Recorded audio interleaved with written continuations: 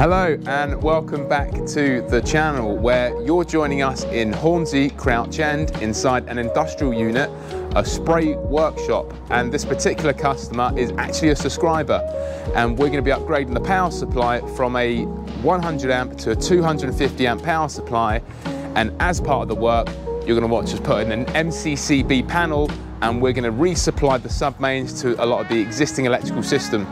So please join us and let's get this underway. Right, okay, so this is where the action is going to be. So if we come along to here, this is the customer's existing fuse board, and all we're going to be doing is we're going to be using some 6-inch trunking that's going to come along to here, and already prepared for us, or for UK Power Networks more so, is this is going to be the duct for upon which UK Power Networks are going to run their cable from outside up. 400 amp service head's going to be here, and we are going to get our trunking to within 1300 of the top of their service head. If you have a look over here, the drawing's been inverted, so if you just imagine it's just the other way around. So the ducting is going to come in through the floor just as it is here. If you ignore that bit, that's going to be our new service head. That's going to be our trunking going along the top there. And what we're going to do is this board here, this Proteus board, this is just an existing one that the customer's already had. This is just going to handle most of the smaller equipment, and then all the larger stuff is going to come from our new MCCB panel, which we're going to be putting here, right along the top of our trunking. So MCCB panel, 250 amp isolator, new service head, and then we're just going to resupply the existing fuse board. So let's get cutting with the trunking.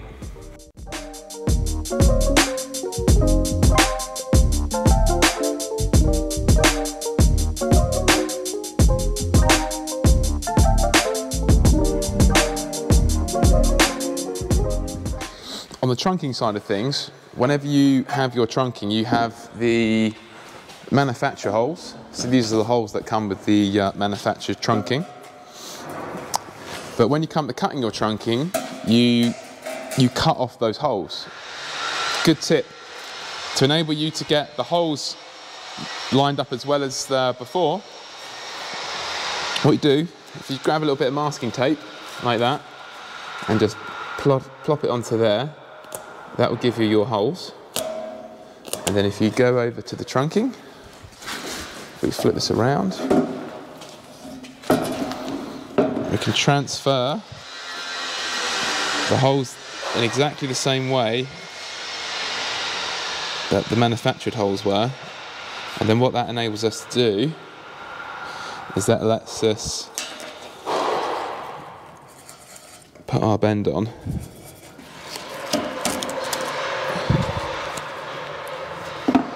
So this is going to be the angle bend we're going to put on the trunking. So that's going to go like that. But now we've got our holes.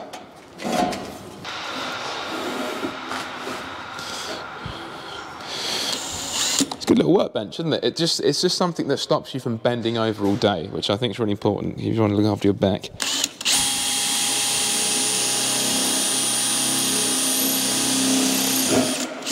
Then what you want to do, you want a bit of a sliding groove. So if you put the drill in that way, and put the drill in that way, it just gives you that room of adjustment. Just grab my magnetic tray. So that is going to go that way.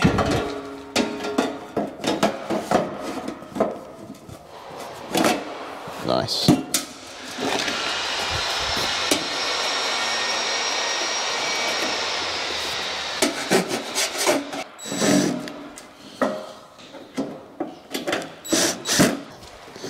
Okay, what is Paxilin and why do we use it? Paxilin is essentially, I think it's like a form of Bakelite, and it's very rigid, very tough, but it's got fantastic insulating properties. And what I see in a lot of industrial installations now is people would just cut a hole in the trunking and use like a industrial rubberized grommet strip. But I think when you've got this much current going through the mains cabling, I don't want to be relying on a grommet strip being in place. This is just a definite way of making sure you don't get any problems with anything snagging on the metal. So what we do is we'll cut the sheet of paxing out according to what part we're going to be doing. So this is going to be for the bottom of the service head. And what we do is we cut a larger hole in the metal section. So we'll cut a larger hole in the metal section there. So we'll drill one hole there, jig that out, and then we'll have a larger hole in the metal, and then we'll do just a smaller hole for the paxillin. So then that will just give you that separation between the two materials. Okay, right, let's get cutting.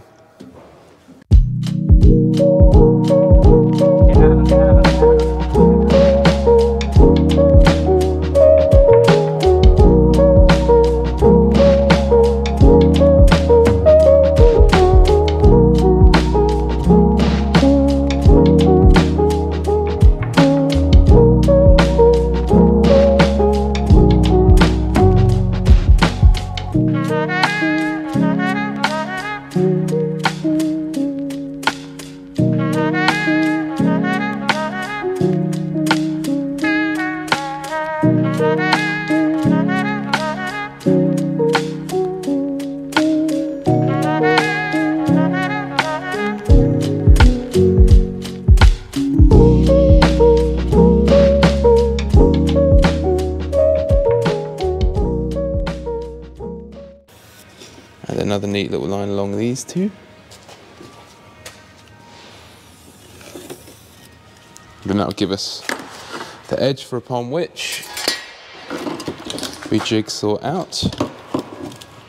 That'll give us a nice entry slot to the bottom.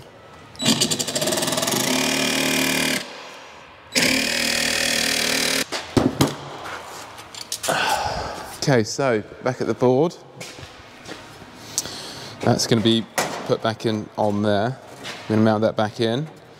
Then that's going to be our paxillin. Like so. Beauty. There we go. And we've got a very nice clear entry point for anything that we need to come to the bottom, but there's not going to be a great deal coming to the bottom of the board, to be honest. It's all going to be big armoured cables coming into the top, but just for the sake of doing it, we might as well do it. For plenty of capacity. Right. Okay, right. What we're going to do, we're going to get this onto the wall now, and we're going to get this nut and bolted on, but we'll get that done on a time lapse.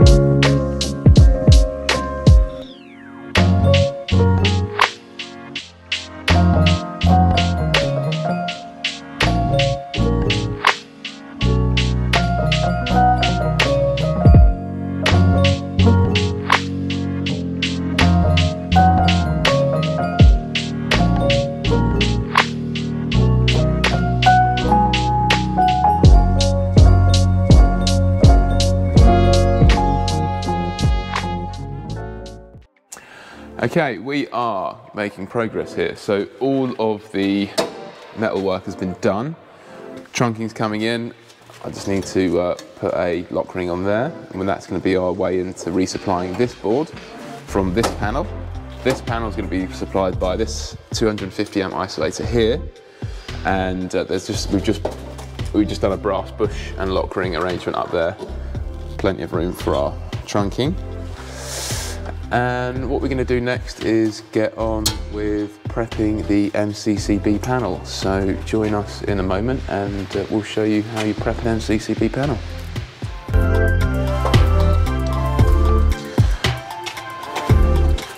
What we're doing here now is we're just assembling the main switch. If you don't ordinarily use a torque wrench, please use it when you're torquing down very expensive pieces of equipment. This switch here, £500. So if you cross-thread that, then, you know, I don't know what you'd have to do. You probably have to go and get a new switch or something, I don't know. But if you have, 12 Newton meters here. So if you don't ordinarily do torque settings, make sure you do with this, okay? So this little wearer torque wrench here, if we go down to, I'll go 0.3 above 12, 0.1 above 12, just because of calibration reasons.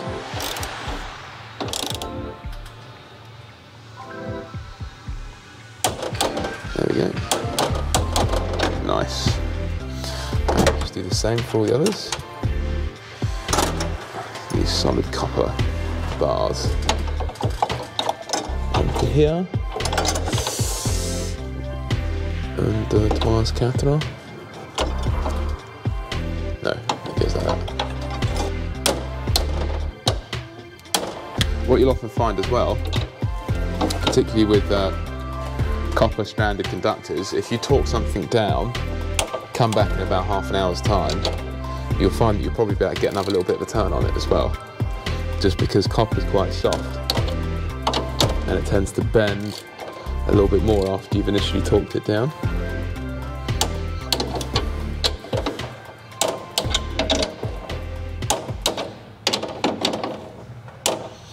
All right, happy days. Let's get going with some wiring. Cool.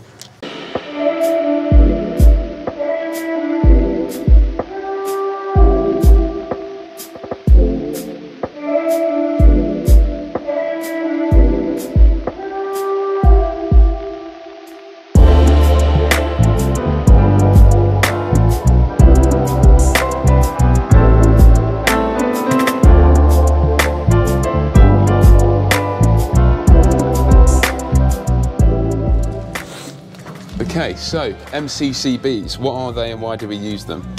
MCCBs stand for molded case circuit breakers, and they generally tend to be used for large current users using pieces of equipment in electrical installation. So for example, submains, large current users of pieces of equipment, like they've got some ovens here for the spray booths, and they've got very large compressors. And we don't want to hang them off of a standard three-phase fuse board. We're going to be loading them up onto this MCCB panel. So what we're going to have is a 125 amp three-phase breaker supplying this board, the Proteus board. I'm not a particular fan of Proteus. We didn't put this in, this was already here, but we're going to be resupplying it from this panel. It was originally supplied by the old service head down there. So that service head is going to go. That's an old 100 amp service head. But that panel's good for 125 amps, so we're going to run a 125 amp supply to it. The main advantage with MCCBs is the fact that you've got a wide range of currents to choose from when it comes to selecting them. So they generally range from 10 amps all the way up to 2,500. And the reason why they're great is that they give you flexibility on installation. So for example, this is 125 amp, but if we found out that that main switch could only take a 25mm cable, that's not a problem. We can dial it down. So this is the multiplying factor of the breaker. So if you go down to 0.8 of IN, that means that's 0.8 times 125. So that will derate this breaker. So we can choose it to actually go down to a 100 amp breaker, yeah? Some people look at these and think it's an RCD if they haven't done industrial electrics before, but it's not. It's just, you can have quite a few different dials in MCCBs. You can change quite a few tripping characteristics on them. Generally, you really want to just be changing the long-term and short-term tripping characteristics of the MCCBs. So you can change the more advanced ones to it being a type B, C, or D breaker. And you can also change the long-term characteristics, which is actually the IN, which is the current rating of the breaker. Okay, so let's lock that back up. We're going to put it back to 125, because that Proteus board is good for 125 amps, and we're going to run 35s to it. And then we're going to be putting in 100 amp as the next one. Then we're going to have two 63s. I think the 63s are going to be for compressors or something like that. This is going to be for the oven. What you do with these is you've just got to open them up a little bit. Okay, put them in a loose fashion for now. And then what I'll do, I will do the rest for the other ones, get them all ready. And then we are going to go from there. Next up, what we're going to do is we're going to finish running all the cables through. So what we've done here is, in preparation for the service head, let's go and find this here. These are the 150s, these are the beasts. These are solid copper core conductors. So they're pretty solid and they're not really moving that much. To alleviate the issue of the fact that these don't really move very much, we've put this expansion box in the bottom here. So what we'll do, in effect, is we'll have the 150s in here, like so. And then the service head's just going to go down there. We're going to cut and leave plenty for UK Power Networks to come, because well, they'll just put their head up against this bulkhead here, close off this gap, and then they'll just cut and terminate into their service head. Now, because these are 150s, it becomes very tricky doing panel wiring with solid stranded core conductors. To alleviate that problem, what we do as installers of our panels, to make our lives a lot easier, is we put in what we call tri-rated cabling. So look at this, I can bend that with one hand. So tri-rated cabling is essentially the same sort of cabling you get on like a 2.5 flex. You know, if you strip it back, you've got all those very fine strands. That is essentially what we have here. Now, the great thing with tri-rated cabling is that it's flexible, number one. Number two, it is approximately 2/3 the cross-sectional area of a solid stranded conductor. What that means for us is that we've been able to go from a 150 down to a 95, and a 95 will give us up to 300 and something amps when put inside trunking. So super flexible, we can half the cross-sectional area, almost half it, not really half, but 2/3 the size of the standard solid core conductors. So we're going to lug these into the top here. We're going to get the 150s in the bottom, leave them there prepped and ready to go. This is our main earth terminal. So this main earth terminal here, well, this is going to be, it is as it sounds, it's going to be our main earth terminal. What will happen is there's going to be a 70mm earthing conductor that will tag onto the side of the PME strand of the service head. And all of our secondary earthing conductors are all going to come from this part here. And the great thing about this is that if you're doing your testing, you can really easily you can quite easily do your ZE testing by quite literally isolating the installation, and you just unbolt that and you can remove all of your parallel paths from the earthing system, and what that does is it just makes doing a true ZE test quite easy. And then we're just going to have our secondary earthing conductors coming up to all points of the installation, and that is that. So what I'll probably do is put this on a time lapse next, and we'll get this all wired in, all crimped up, all ready to go. Happy days. Cool. Right.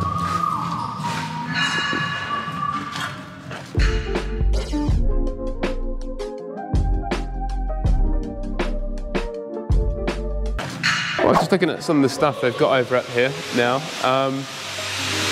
That is a jig, right? It's quite a bit of engineering. I think the guys are here for about 5 or 6 days trying to set it up. So essentially what happens is, if you have a car accident, they set the car up in this jig and they look at where the car's had the accident, and they'll try and pull the bodywork in the opposite direction, and then they'll measure it up with preset parameters to make sure that the chassis is fairly straight. It's all quite technical stuff, really. It's always a bit of an honour, pleasure to be part of proper set-up commercial customers like this. So yeah, it's pretty interesting stuff. I just thought I'd show you. It's pretty cool. Right, if you come around here, this is going to be the spray booth in the factory. So if you look at the size of that, that's a 15 kilowatt 3-phase motor, inverter driven. In the old days, it used to be Star Delta, so you'd have a big Star Delta kicking in, but that's inverter driven. So That's inverter driven, so that's fairly smooth operation there. Then we go here, this is one of the spray booths. Really impressive. It's all going to have lights all the way around when it's all on. And the way it works is you have extraction through the floor, so that any of the paint, as it drops to the floor, it kind of sucks it through the floor and then exhausts it outside. Yeah.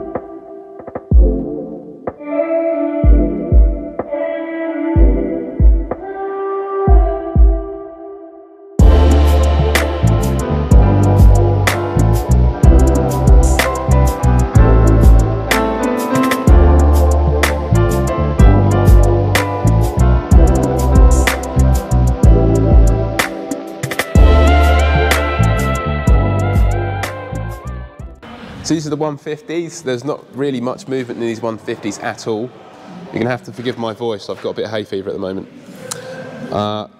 With these crimps, with these cables, what you want to do is you want to kind of straighten out, James. So James, just straighten out as much as you can, because we don't really want too much final movement once we've done the crimp. It's going to be a straight, it's going to be a nice straight cable there. Yeah, so straighten it out before you crimp it, especially with this size, because what happens is if you've got a little bit of movement when you come to do the final adjustments, you get the cores do that little bit of movement there.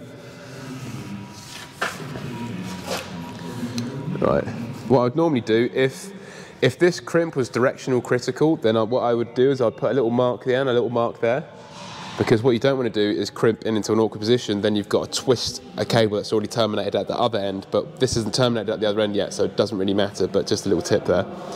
And what I also like to do is just very gently, just go like that, just gently around the top, and what it does, it just manipulates the cable a little bit. It might give you an extra millimetre or two towards the end of that final crimp, and then once you can see that the utmost bit of copper is at that little window there, then you're good to go.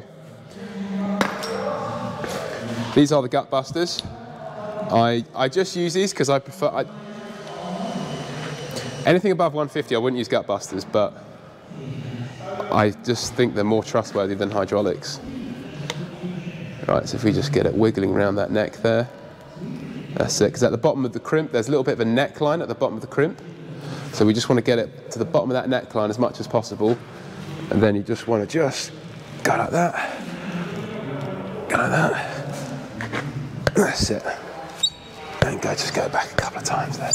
Right, so then I'm going to try and triple tap it, because the hex on this is quite thin, so I'll probably go up to the top there. And what you want to do is you really want to try and keep the crimper crimping so the hex is in one position.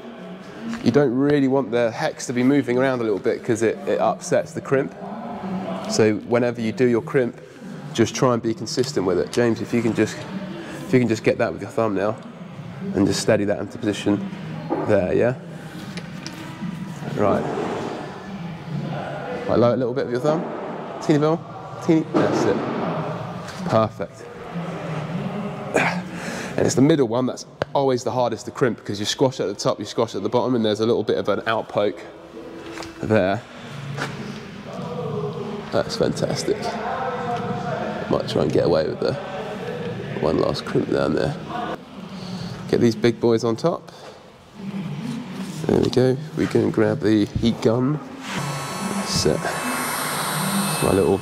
I've got a mains. I do have a mains heat gun, which I think is a little bit better than this. But if you ever want to find what tool really kills your batteries quickly, this heat gun really does destroy your batteries very quickly. There we go. Cool. Okay, that's the brown heat shrink on there. It should have really been grey actually. My mistake. Get the grey heat shrink on there. We'll get the grey heat shrink on there. It's no hardship. Cool. Right. Right, okay, we are almost all done.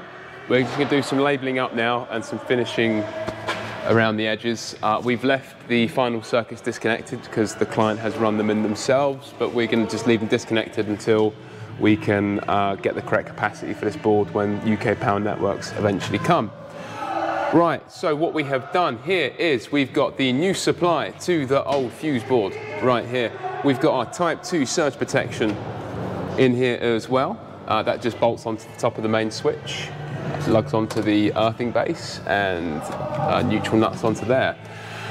I generally tend to be someone who doesn't put in surge protection unless it's really required, but generally speaking, with most commercial places, there's absolutely no reason why you shouldn't be putting it in. So here we are with it in here. Yeah, I've got little bootlace ferrules on the 35s there as well. It's all looking very good.